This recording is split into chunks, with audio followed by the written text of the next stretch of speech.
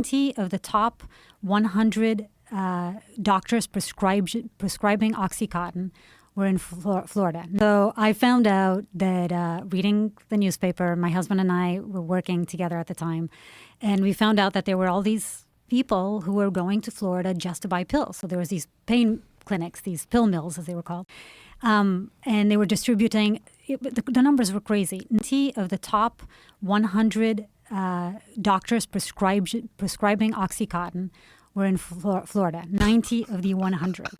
It's insane. And this is the sad part. It's not as if like these pharmaceutical companies or the distribution companies didn't know this was happening. They did. They just pretended that they didn't because it was huge business and it was great. And why Florida? Because they had really lax regulation. So you could go doctor shopping. You could go.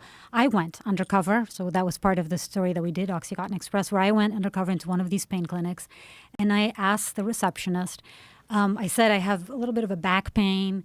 What do I need to do if I want to get some pills? And she said, oh, what would you like? And we can give you OxyContin. We can give you some benzos. We can give you what's called the South Florida cocktail, which was essentially muscle relaxants, benzos, and OxyContin. That's how she was describing it? She didn't say it, but that's what it became known as, is the South Florida cocktail. But she said, we can give you this, this, and this. It's the Holy Trinity, right? But the problem is that the doctors weren't even looking at the MRIs. That was just fake. There was just, in case somebody ever came after them, they could say that they had MRIs.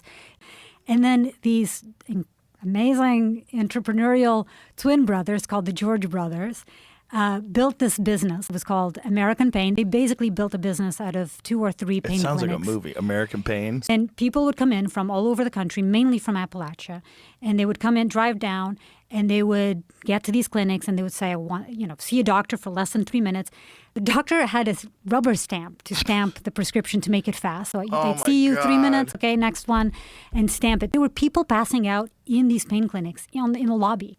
People passing out outside. So when I went inside, talked to the receptionist, and then I went outside and I bummed a cigarette out of somebody. And I explained, hey, I pretended I had secret cameras. They didn't know I was filming. And I started saying, what are you doing here? And he's like, oh, yeah, I came from Kentucky, and this is one of the best clinics. I can get all my pills here, and then I go back, and, we sell them, and we can still use the pills we want. It's feeding our addiction, and we go out and we sell them for 10 times what we're paying here. Wow. And that whole Florida pain pill scene was a classic example of that, because there's only one way you would have a system like this. You'd have a system like this if you want it to be corrupt. I mean, it's just designed to be corrupt. Designed to be corrupt.